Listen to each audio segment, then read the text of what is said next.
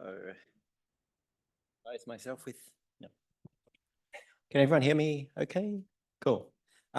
Yeah, so as mentioned, my name's Yisheng Ho. This is Angus Wood.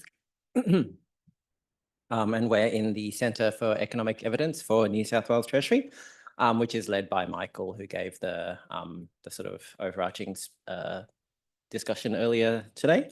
And we're here to talk about carbon value in cost-benefit analysis. Do I have to point at this or? So we begin with the acknowledgement of country. We acknowledge that Aboriginal and Torres Strait Islander peoples are the first peoples and traditional custodians of Australia, and we pay respects to elders past and present. Application in cost-benefit analysis. You've seen this slide from earlier today. I'm just beginning with, I guess, a bit of context as to where the marginal abatement cost and carbon valuation work sits within our investment frameworks, and also a little bit on just what our team is, I suppose. So here is the government investment framework that you've seen before, and it considers the life cycle of how government looks at investment. So that's the overarching stuff that Michael mentioned. And within that, there is the technical guidance on how to do a CBA. This is how to measure and quantify benefits, how to calculate net present value and BCR, et cetera. And generally to tell governments how to consider projects. And within that, we have more technical guidance on how to value carbon. So I guess just to point out that we sit sort of, in a technical area within a technical area of the overarching framework up there.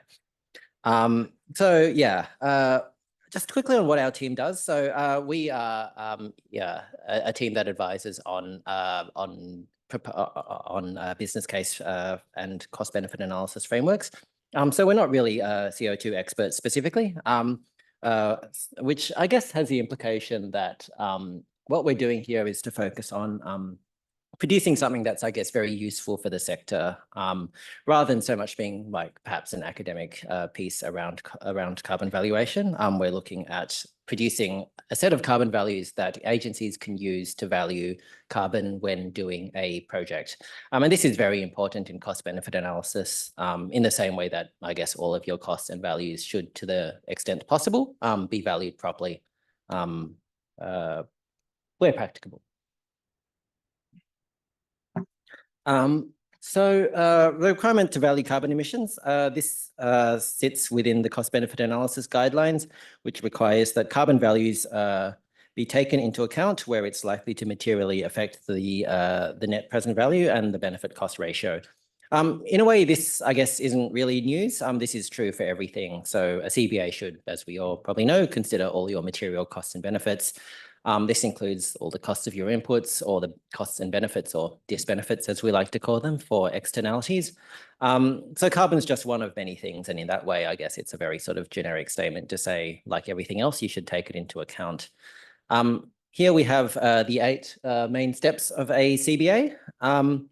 The guidance on how to value carbon, I guess, sits within steps 3 and 5 there, of identifying and describing all the costs and benefits, and also valuing and quantifying the costs and benefits. The guidance is important because it's pretty easy to get agreement on emissions being important for the reasons that I said before. But for meaningful economic assessment, you really need to decide on how important it actually is.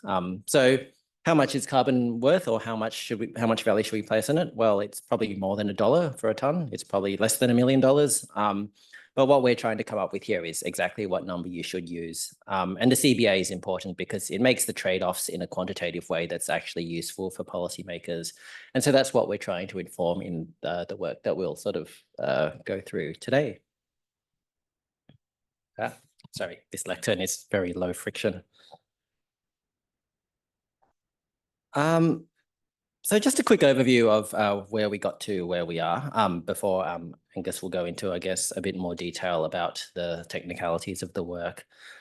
So approaches to price carbon emissions. There's, in our view, I guess, 2 main types of approaches. There's the target consistent approach and a social cost of carbon.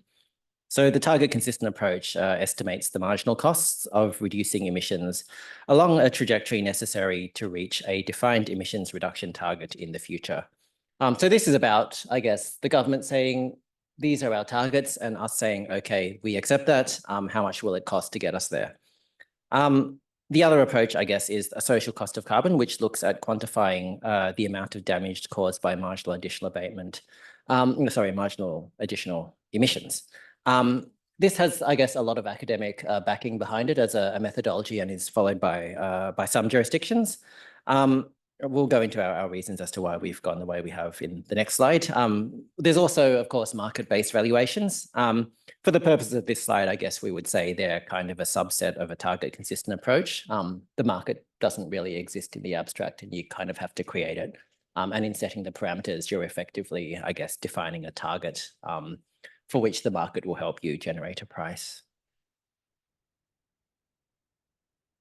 So target consistent approach. Why did Treasury adopt the target consistent approach? The big reason, I guess, is, I guess Michael alluded to this morning, that we do have a target. So we have targets in 2030, 2035, and 2050 for 50, 70, and 100% reduction in carbon emissions relative to a 2005 base. So I guess that's a sort of strong practical consideration. The government has set certain priorities, and we are, I guess, leaning into that to turn that into a quantitative, I guess, a quantitative target. As a technical point, we do have a carbon target, but we don't really have a carbon budget or, I guess, a defined way of reaching those targets. This complicates modeling for, I guess, for technical reasons that we might touch on a bit later. But essentially, the targets are not very granular. In some sense, okay, we've all heard the headline targets, but strictly speaking, it would suggest you don't need to do anything other than meet those targets, which means you don't know what you're doing in 2034 or 2036, just 2035. So for modeling to be useful, you kind of have to make a few assumptions around that, which we'll touch on later. So two main reasons why the target consistent approach was preferred in the work that we've been looking into. So firstly, I guess there's no agreement on the modeling assumptions for a social cost approach, despite it having, I guess, quite a strong academic basis. And the estimates produced in different jurisdictions vary pretty drastically depending on what assumptions you take. So while all carbon price modeling is pretty sensitive to assumptions, the social cost of carbon approach is, I guess, very, very sensitive. And I guess this is because the thing you're valuing is difficult to value. You're asking what is the cost of the damage caused by a unit of emissions? And that's like both a philosophical question and a quantitative question. Philosophical in the sense of, well, what really do you mean by cost or damage? Who do you take into account? The benefits of the target consistent approach. So the cost of achieving a target also has a lot of assumptions, but it appears less sensitive and more concrete. So it is difficult to do and hard to value when you've got assumptions, but at least you kind of know conceptually what you're trying to value. So you have a target, and this means you need to abate emissions. So you're valuing how much it costs to abate emissions.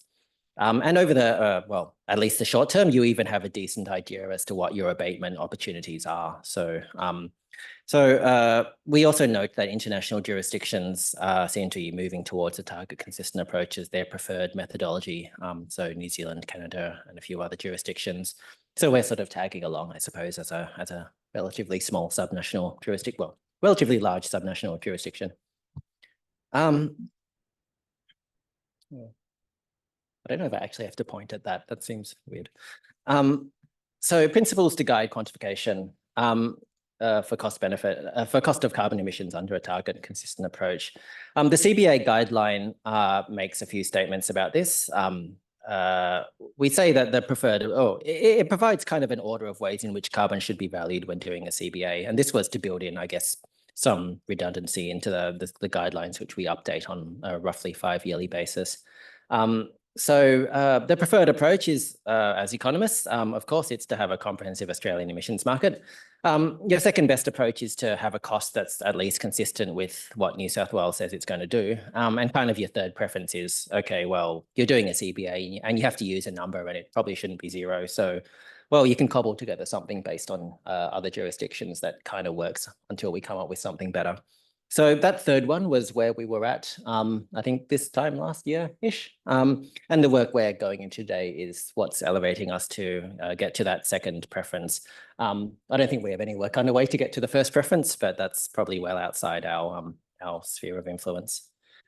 I'm going to try pointing that way. Yes. So just quickly into just how the project, I guess, came together that we'll discuss.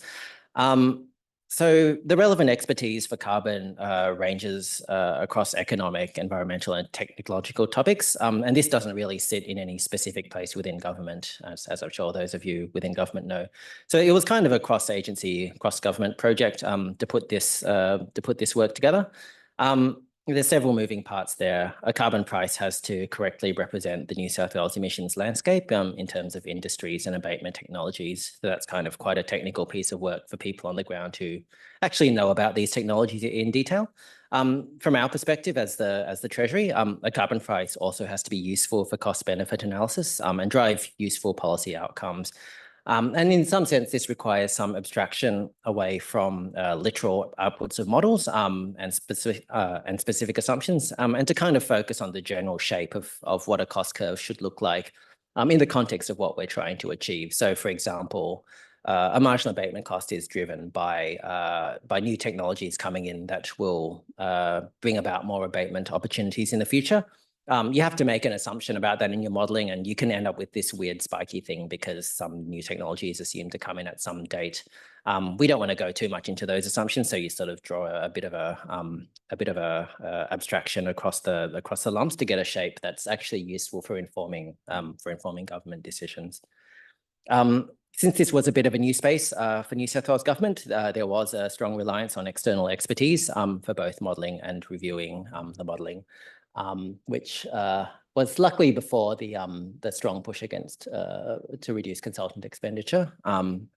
But yeah, it's a sort of expertise that we obviously don't carry within government, certainly not within one agency and arguably not across the whole of the agencies.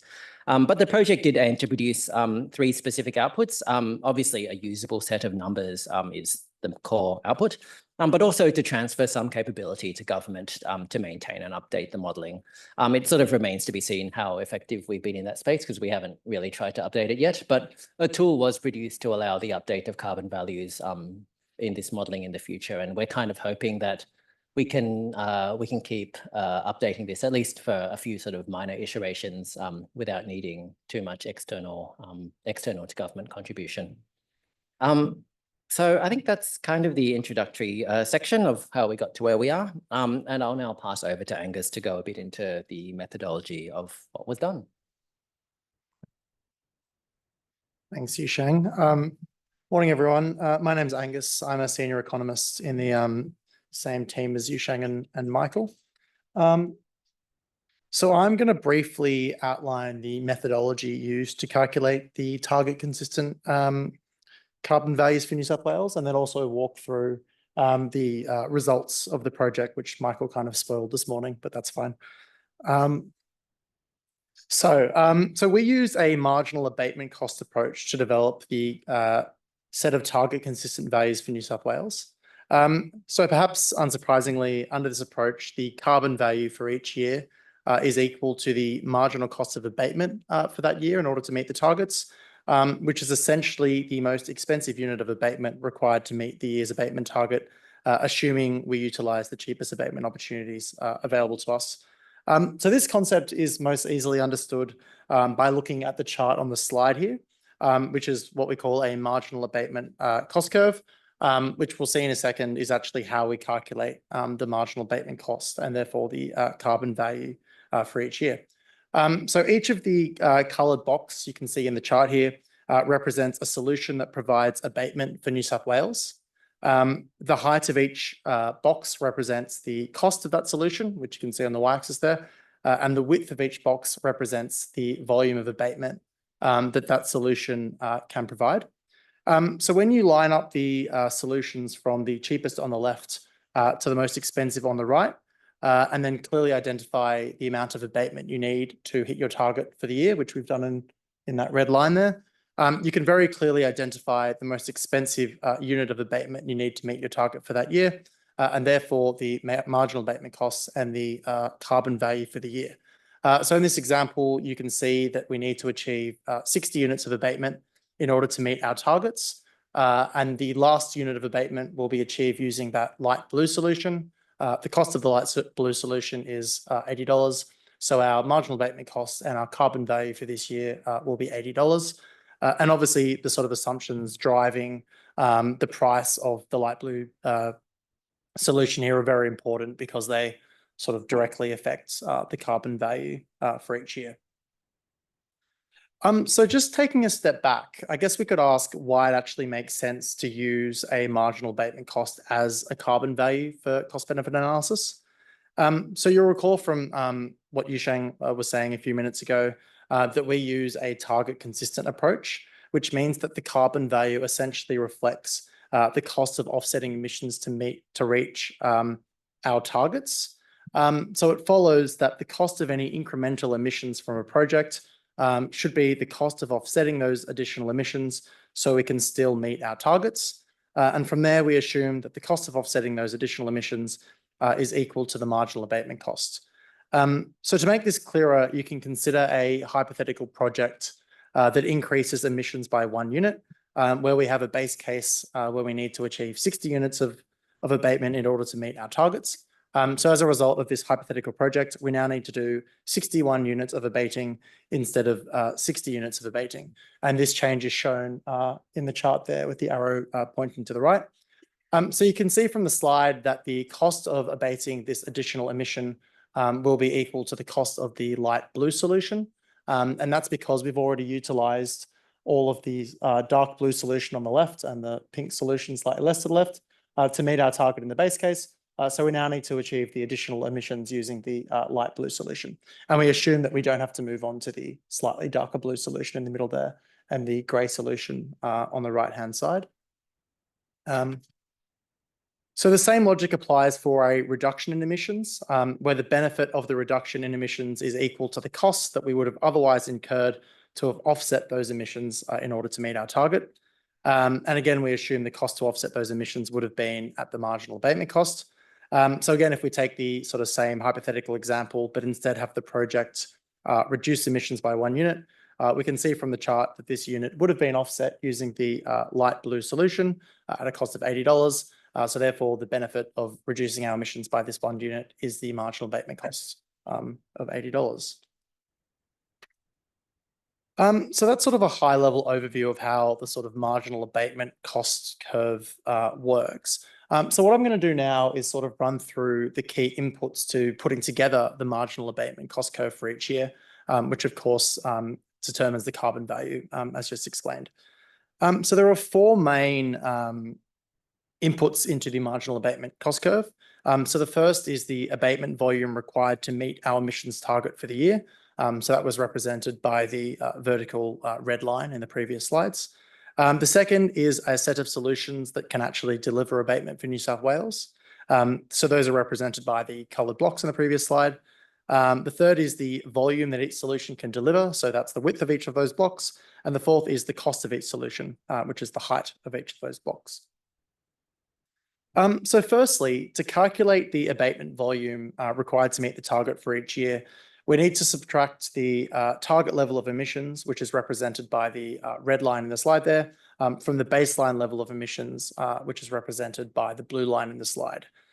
So for example, you can see that the volume of abatement required to meet our 2035 targets is 40 units, and the volume required to meet our 2050 targets is 63 units. So the baseline essentially reflects the level of emissions that we would expect with no further policy interventions. And it actually is the same baseline as the New South Wales, I think it's net zero dashboard, which is publicly available online. You'll notice that the baseline is a little bit lumpy, and that corresponds to sort of specific events. So one of those falls might be like a coal power plant sort of closing down or something like that, which reduces the level of emissions. The target level of emissions is essentially a straight line between between the 2035 legislated target, the 2050 legislated target, and the 2030 legislated target. As Yisheng mentioned, we don't have a sort of carbon budget or targets between those years, but I think it's a reasonable assumption to sort of draw that straight line. So now we've worked out the level of volume of abatement we need for each year. We need to identify the relevant abatement solutions.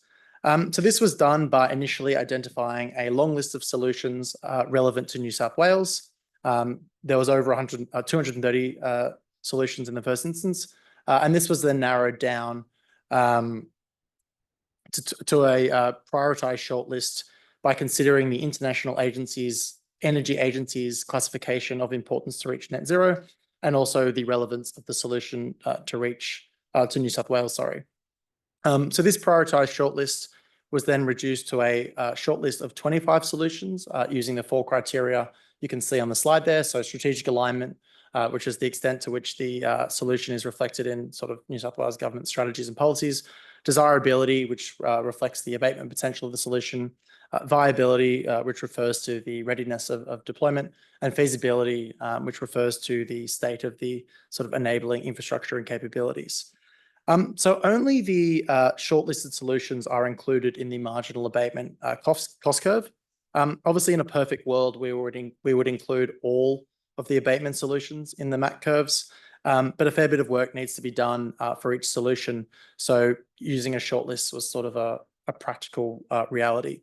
But we are confident that the shortlist captures the sort of main abatement solutions for New South Wales, at least from sort of today's perspective. So I think the difference should be relatively immaterial. So this slide is the shortlist of solutions that we came up with that are included in the marginal abatement cost curves. So as you can see, they span across all sectors of the economy and include most of the solutions you would expect, like wind, firming, EVs, electrification, building efficiency improvements, and so on. It's probably worth pointing out that we also have some whole of economy technologies, including direct air carbon capture and nature-based solutions. And these are necessary for us to actually reach net zero because they're negative emissions technologies. And it is quite difficult to abate the last sort of couple of emissions in the economy to reach net zero. So now we have our shortlisted solutions. We need to work out the abatement volume that each solution can provide. So this is determined by working out the emissions of the sector or the subsector of the economy that the solution relates to, and then multiplying that by the percentage of those emissions that we assume the solution will abate. So for example, if light vehicles contribute 10 units of emissions, and we assume 95% of these vehicles can be replaced by EVs, the abatement volume that the EV solution can provide will be 9.5 units. We don't, however, assume that the level of abatement can be delivered right away. Instead, we assume it's deployed over time, which you can see represented by the curve at the bottom of the slide there.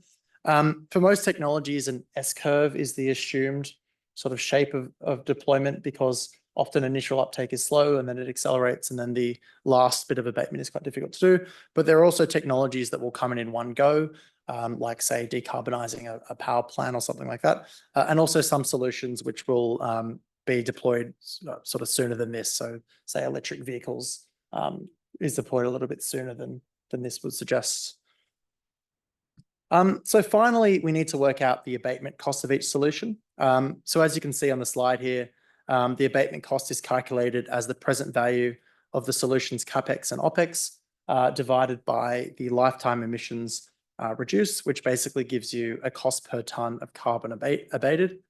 There is a couple of things to note. So the CapEx and OpEx are net of the solution of the technology that the solution replaces. So for example, if the cost of an internal combustion engine car is $40,000 and the cost of an EV is $50,000, the numerator of this will be $10,000 rather than the full $50,000, although we do account for depreciation. So if that internal combustion engine car was only halfway through its useful life, we would just subtract $20,000 instead of the $40,000, which means the cost of abatement will go up, which I think makes sense. And finally, there's also a learning rate applied, which reduces the CapEx for each solution over time. So all else being equal, you would expect solutions to get cheaper, but all else is not ever equal in this model. So that's sort of a high level overview of the marginal abatement cost methodology. So I'm now going to talk about the results from this project. So for each year, a marginal abatement cost curve like the one you see on the slide was used to determine the carbon value. So this one here is the marginal abatement cost curve for 2030. So as you can see, we need to achieve 21 units of abatement, which will give us a marginal abatement cost of $141. It's important to note that the marginal abatement cost curve is unique for each year, and there's a couple of key drivers of this. So firstly, the amount of abatement we need to achieve will change. This will happen as targets get a little bit tighter, but also with changes to the baseline. So if that power plant that was going to shut down in 2034 doesn't, that means in the years after 2034, society will have to do more abating to reach the same target. Over time, we'd also expect some solutions to get cheaper as the capital component gets cheaper with that learning rate I mentioned before. But some solutions will get more expensive as well. So for example, electrification gives you less bang for buck over time as the grid gets a little bit greener. Over time, some solutions will also deliver more abatement, which will make the colored blocks all get a little bit wider, which will put downward pressure on the price. And similarly, new solutions will get introduced over time, which will again shift all of these blocks to the right and put more downward pressure on the price. Oh, it doesn't want to shift. Oh, what? There we go. So when you put all of the carbon values spat out by the marginal abatement cost curves together, you get a chart that looks like this. The carbon value as calculated by the marginal abatement cost curves for the years 2025 to 2050, with the height obviously representing the price. As you can see, the results are a little lumpy as a result of the lumpiness in the baseline I mentioned before, and also other assumptions like when a particular solution becomes available. So as a result, we applied a smoothing approach to determine the set of that carbon values that will actually be used for CBA. So I guess just to call out a few of the key values, which Michael did mention this morning. For 2025, the value is 130. For 2030, it is 164. For 2035, it's 316. And for 2050, it's 350. It's worth noting that both the smooth and unsmooth set of values do sort of reflect the broader context and narrative around decarbonisation in New South Wales. That is that we have a sort of relatively achievable 2030 target and then quite an optimistic 2035 target, which explains the very significant increase between those 2 years. So this slide compares our New South Wales values with other carbon values that are relevant. So in the green, we've got the target consistent value that's been produced by Infrastructure Australia, which I believe we have a presentation on after this. And in the pink, we've also got the carbon value that our old technical note made people use for CBA, which was based off the European Emissions Trading Scheme, which Yisheng mentioned before. So our view is the sort of relative shape and magnitude of the New South Wales values and the IA values make sense. Because firstly, New South Wales and the Commonwealth both have a relatively reachable 2030 target. But then New South Wales has quite an ambitious 2035 target that the Commonwealth doesn't have. So it makes sense that our value increases quite a bit relative to the Infrastructure Australia value. And then obviously both jurisdictions are aiming for net zero by 2050. So the values kind of come together pretty closely at the end. Aside from the targets, it also makes sense that the values are not the same just because the New South Wales economy and the Australian economy are not the same and might have different abatement costs and volumes and things like that. And I guess just to briefly touch on the pink values there, these were taken from the European Union ETS a couple of years ago, and they're escalated at a flat 2.25%.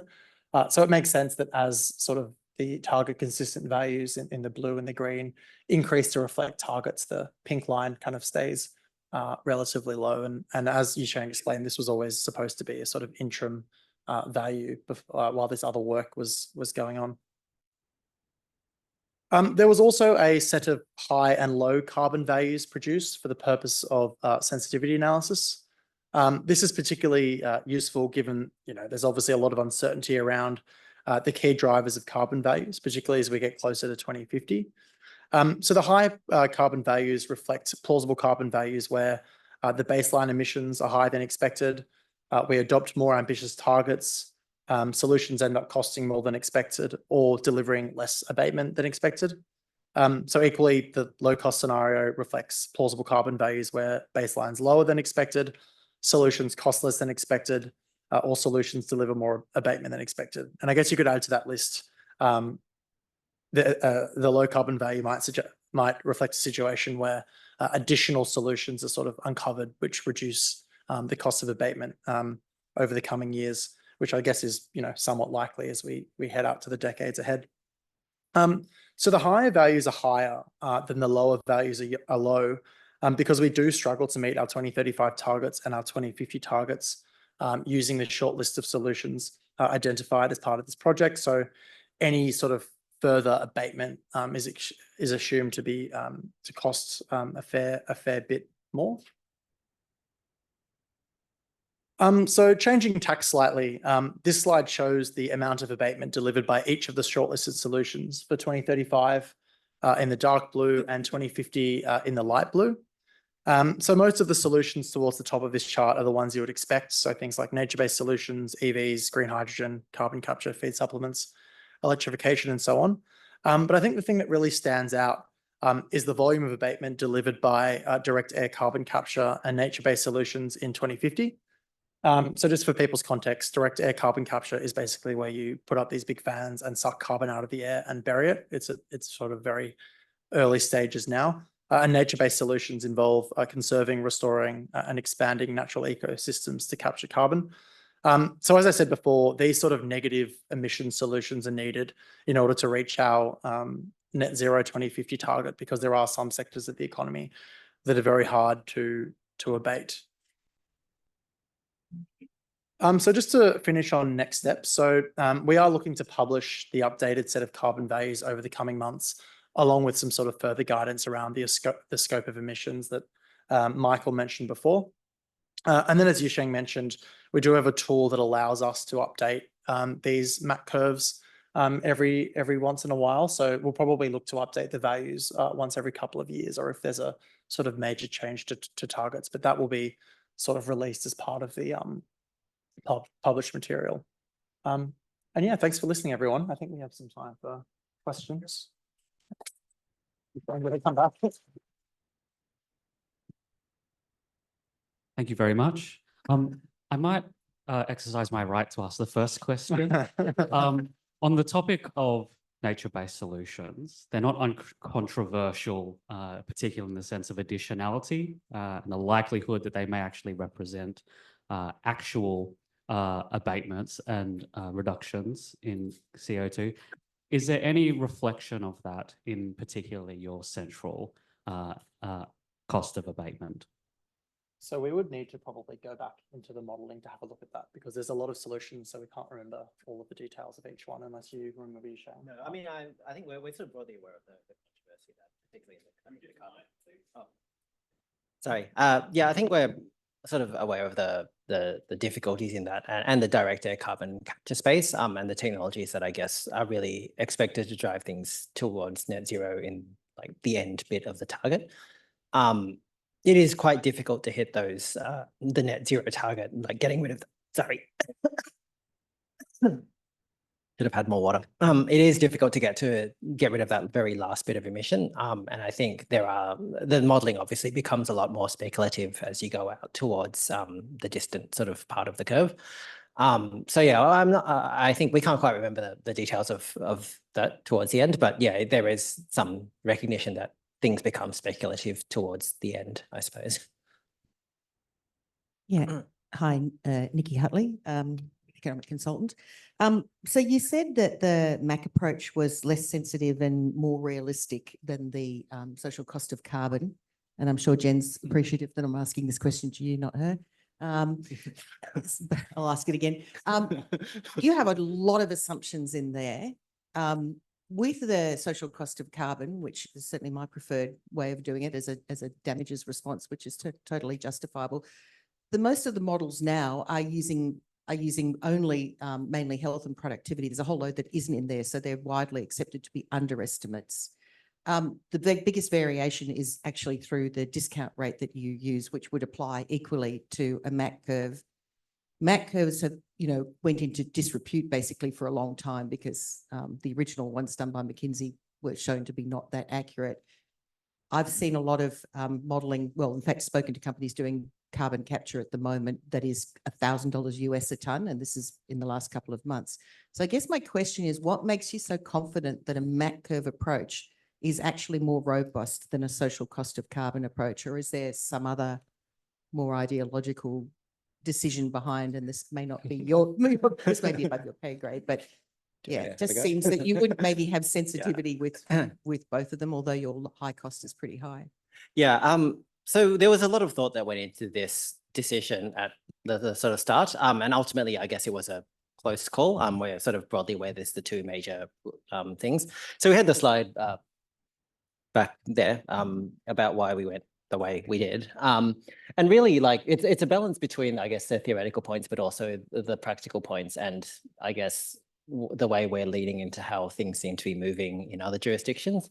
I think in some sense, it's driven by the practicality that we do have a target, and I guess as sort of as a Treasury responding to government objectives, that's the sort of thing we're actually pricing, notwithstanding that there is a social damage aspect. It seemed to fit in a bit better with the way we thought of CBA. So what is the actual cost to New South Wales? Well, this is what the government's actually said it's going to do, and this is the sort of response that we're pricing. The fact that if more emissions happen, the government will need to find some amount of abatement to reach its target, I think was a bit of a driving consideration. So the movement of international jurisdictions, I think, was quite a large one. We sort of based a large proportion of this decision almost off a literature review rather than, I guess, an ideological position. It did seem that when we looked at the numbers out there, the range you got for social costs seemed a lot wider once you accounted for the fact that targets were different. That might have moved in the last year or two since we did that overview. But yeah, I think it was kind of a practical sort of mix of considerations that got us to where we were. But it was also quite a close call, I think we would say, and there was a strong diversity of views amongst the decision makers before we landed on something.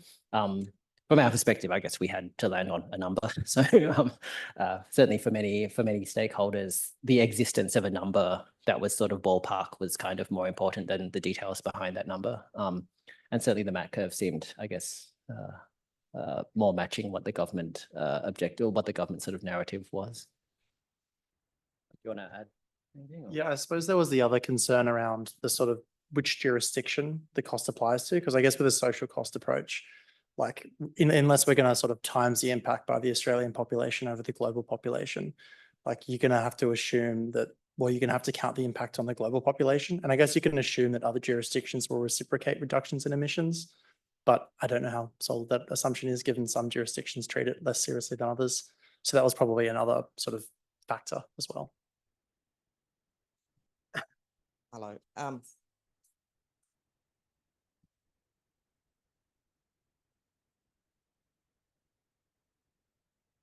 Hello. Perhaps I've missed something, or you can remind me. When you say abate carbon, what exactly are we talking about? Is it the direct only, the indirect? The scope. I think you touched on scope 1, 2, or 3. Which one have you actually used it here? And potentially, if you use a different scope, that could change some of the list of those values and which types of investments would reduce carbon the most. Yeah, so I guess we just consider all the emissions within New South Wales. So each of the technologies will reduce the emissions of one particular sector. Sorry. So I guess the solutions will address the scope 1 emissions of one particular sector. So say like in concrete, if our solution to reduce emissions from concrete will be sort of scope 1 because the people actually producing the concrete has scope 1 emissions, but for someone else that will be scope 3 emissions. So I guess we sort of just count scope 1 emissions. It's scope 1 from the perspective of New South Wales, not of a particular industry, if that makes sense.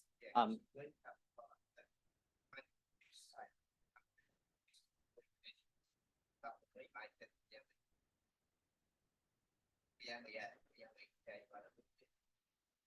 Condition, you said, well, small, but maybe the whole, there's been a whole lot of conditions that.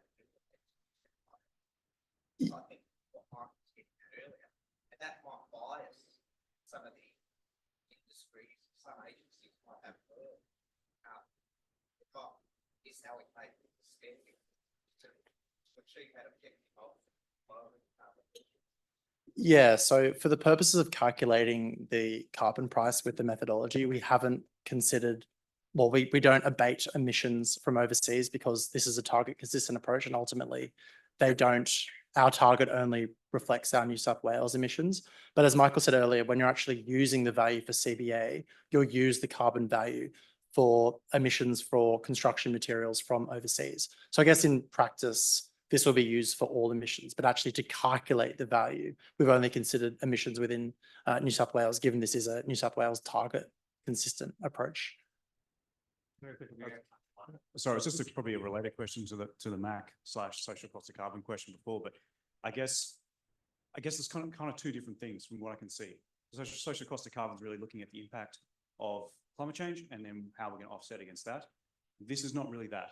This is really the government has made a decision that we're going to go down this pathway, and therefore, what's the opportunity cost around that decision? It's a slightly different thing, and I think maybe when we're talking to people, I'm not criticizing the MAC approach in that sense. It's just that it's not really the same thing as like a social cost of carbon issue, because what we're basically saying is the government's already kind of made those decisions and worked out that this is the best possible policy for us. Therefore, what's our opportunity cost? I guess from my understanding of what you guys have talked about. Yeah, I mean, we do agree that it is a little bit at odds with how you would normally price things in CBA, which was, and as we said before, like there was a lot of debate about which approach to go to, and the fact that this was not in line with normal CBA concepts was definitely an argument for the social cost and against this. But I guess at the end of the day, there's also an argument that in CBA, in your base case, you do the minimum required by legislation. And given the targets are legislated, maybe that's also an argument for the target consistent approach. But yeah, that was something we grappled with a lot and totally agree with the observation as well.